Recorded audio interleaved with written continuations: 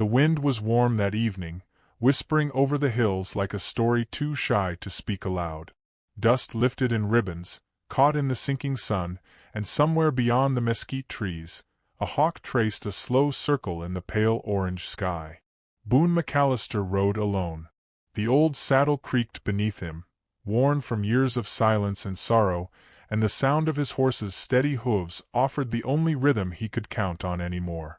He wasn't looking for anyone. He never was. They said Boone was a giant of a man, not just in size, but in stillness. At 30, he carried a quiet that unnerved even the hard-drinking card men in town. Built like a barn wall and twice as silent, he bore the kind of grief that didn't shout. It simply lived, tucked behind the eyes. His late wife had once laughed that his soul must have been born in a thunderstorm. He never corrected her. That trail, winding through the high sandstone ridge, wasn't meant to be interesting. Boone had ridden it dozens of times, usually for cattle or solitude. But that day something stirred.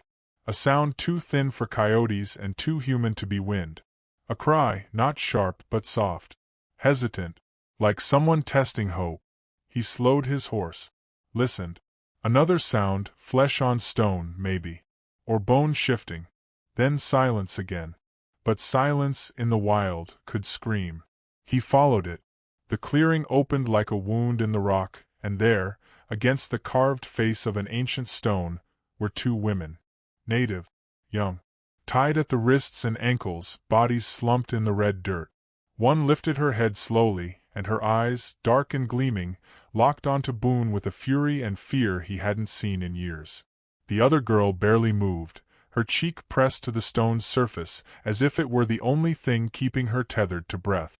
The sun had no mercy left that day. It beat down on their skin like judgment. Boone didn't speak at first.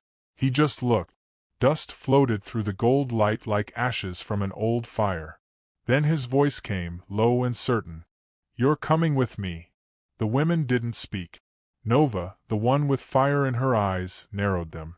Mika, too weak to flinch, only stirred slightly when the blade sliced the rope around her wrist. Boone's hands were large but moved gently, careful not to hurt what had already been broken. They followed him because they had no choice. And yet, something about him felt different. Not safe, nothing was safe, but something quieter than danger. He offered them water, and when Nova refused, Mika took it. Small sips, dirt-streaked hands. Boone didn't ask what happened. The ground had already told him too much. His cabin sat high in the ridges, carved from the rock with stubborn hands and solitude. Smoke curled thin from the chimney as he brought them in, silent as always. The women sat near the fire while Boone set out bread and beans. They ate like people unsure if the food was truly real. Nova never took her eyes off him. Mika stared into the flames as if they spoke a language only she remembered. That night, Boone slept on the porch. The stars turned above him while the women lay behind a door he left open but didn't cross. Coyotes howled somewhere far off, and the mountain whispered old warnings in the wind. He thought of his wife, buried by the creek. She would have helped them too, he thought. She always had more mercy than him. By morning, the air was cool, and Boone found Nova outside, her ankle swollen and stiff. She tried to stand without help but faltered. He knelt, wordless, and bound it with a strip of clean cloth. "Nova," she said finally.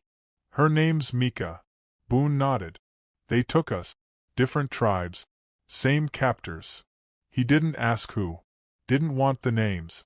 "They tied us to that stone for someone else to find. Or not." He tightened the knot on the cloth and met her eyes. There was shame in his silence, but not guilt.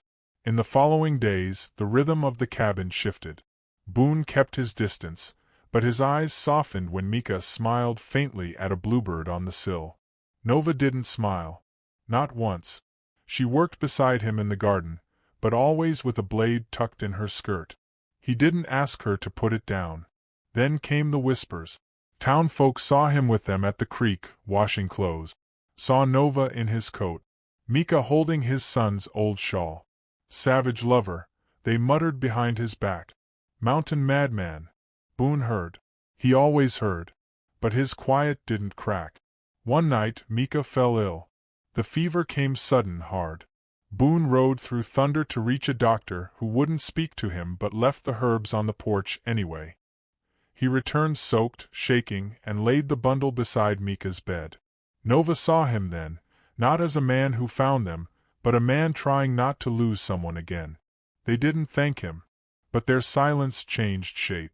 Later that week, as dawn painted the hills in lavender and rust, Boone stood before them near the old stone. He held no ring, no Bible, only a handful of calloused words. I got no church, no priest, but I got land, got food, got work, no cruelty. Nova's chin lifted. Mika stood beside her, steadier now. You want to own us? Nova asked. Boone shook his head. No. I want to build something that's ours. If you want it. They said yes. Not in words, in nods, in breath. There was no ceremony. Just quiet. Just the wild. Just three hearts too bruised to speak the full shape of what they needed. That night, he carved their names above the hearth. Not as a claim, but as a promise. The world would not understand. But the wind, still warm and whispering, carried their story across the ridge, soft and slow, like something sacred trying to heal.